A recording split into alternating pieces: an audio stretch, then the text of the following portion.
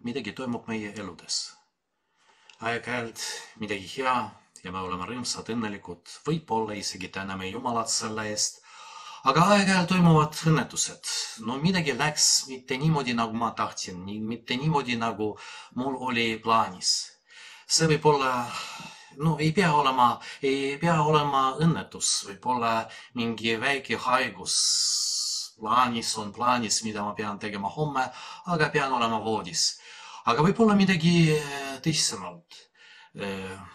Kaotan tööd, mingi haigus, seoses millega ma juba ei saa teha ka tulevikus midagi, mida mul oli plaanis teha. Tulekahju, keegi varastas mind ja varastas päris palju raha ja elu muutub. Ma pean leppima kokku sellega, mis toimub minu elus tulevikus, aga ma ei taha.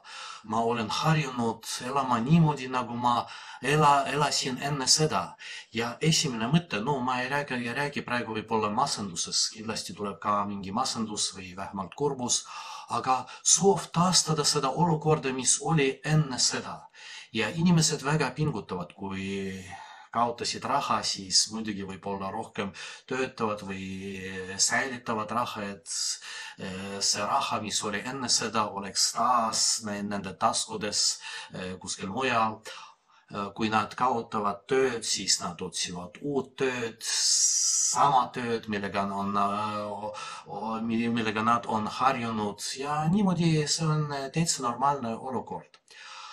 Aga väga huvitav see tähendamissõna, mille sellest valitsejast, ebaõiglasest valitsejast, kellest rääkis Jeesus Kristus, kuidas tema hakkas käituma siis, kui tuli niisugune raske olukord tema elusse.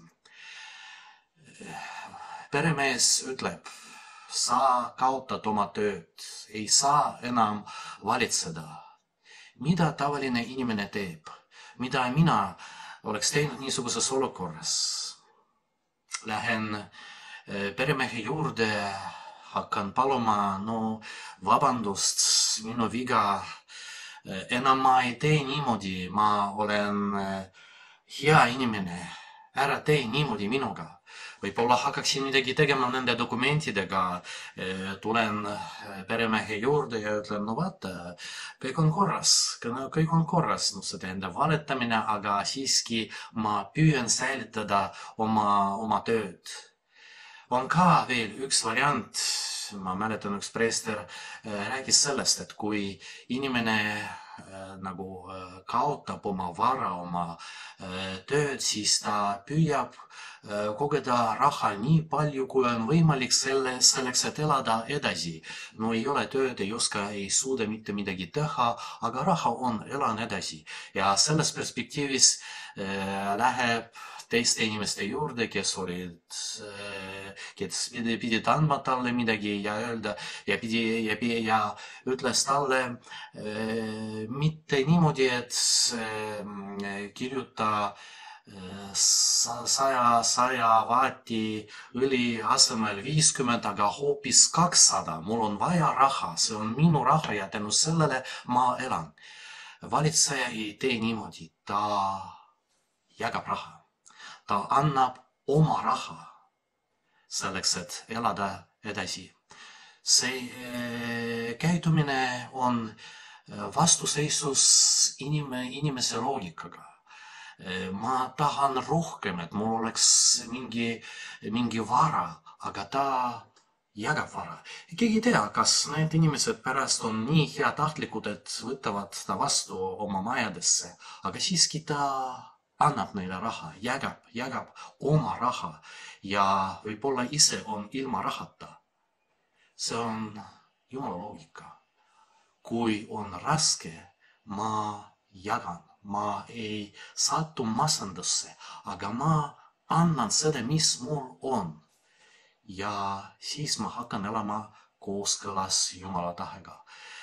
Võib-olla mitte see valitseja, aga kui me oleme raskes olukorras, võime hakata tegutsema mitte niimoodi, nagu tavaline inimene tegutseb, aga natukene teistmoodi. Ma jagan, ma annan. Mul ei ole mitte midagi, muidugi väga kerge praegu rääkida sellest, kui mul on väga palju erinevaid asju. Kui tuleb olukord selle, siis natukene raskem.